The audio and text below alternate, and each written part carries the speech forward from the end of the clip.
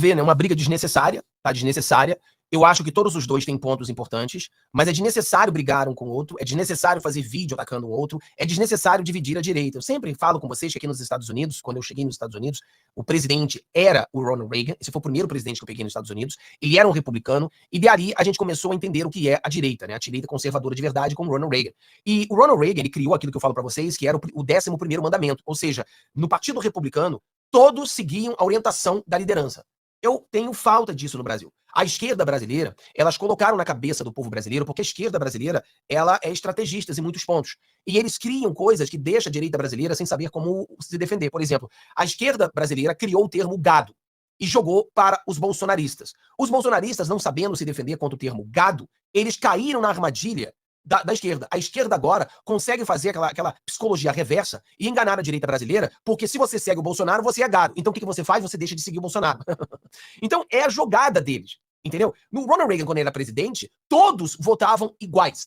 Todos tinham que votar com a liderança. Ninguém podia atacar a direita. E se você não concordasse com o 13º, o 11º mandamento, você não podia ficar no partido da direita, você tinha que ir para a esquerda. Então foi um momento que o Brasil e o mundo, os Estados Unidos, melhorou assim nessa questão do comunismo. A gente aprendeu o comunismo, derrubamos o comunismo, os Estados Unidos começou a melhorar, e esse foi o trabalho, um trabalho de união.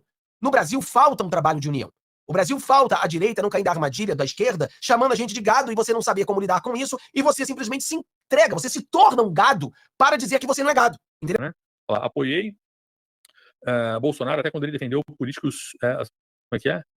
As políticas conservadoras, mas aí ele apoiar tucanos disfarçados, pularam para o PL, não dá.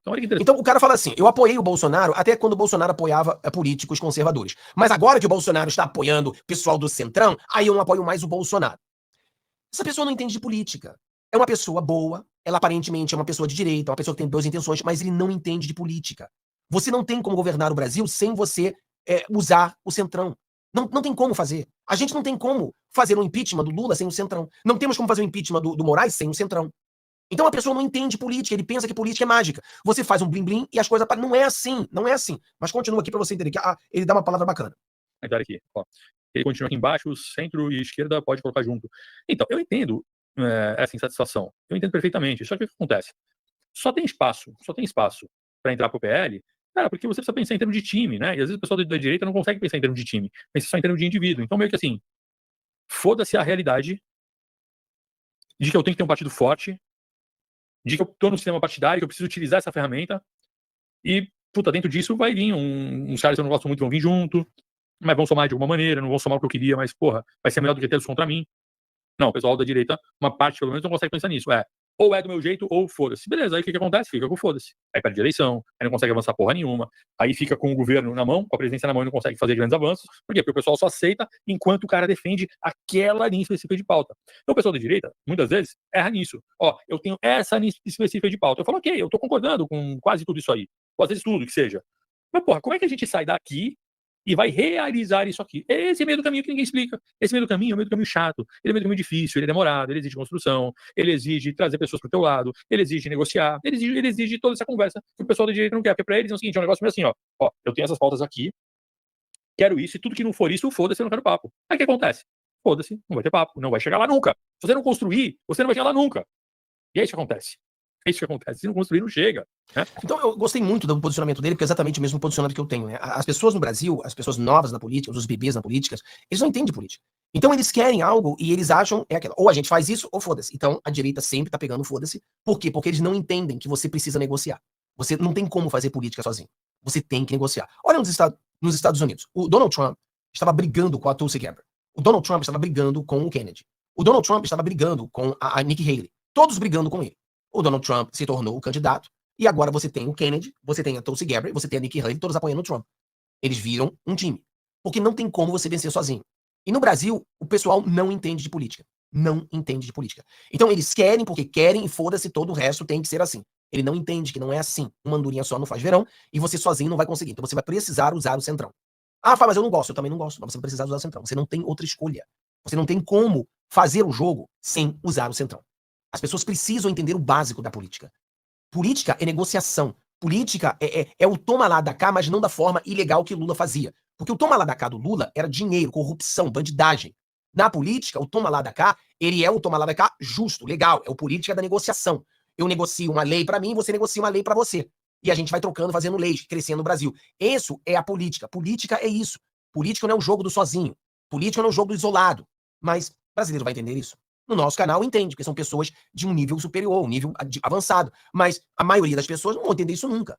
O cara que tá atacando o Bolsonaro, porque o Bolsonaro se vendeu ao centrão, é o mesmo cara que fala isso. Aí eu pergunto, porra, você tá atacando o Bolsonaro porque você gosta do Marçal, e você tá dizendo que o Bolsonaro se vendeu ao centrão. O Marçal acabou de dizer, se ele for eleito, ele vai ter a Tabata, a Tabata como sua secretária da educação. O que você acha disso?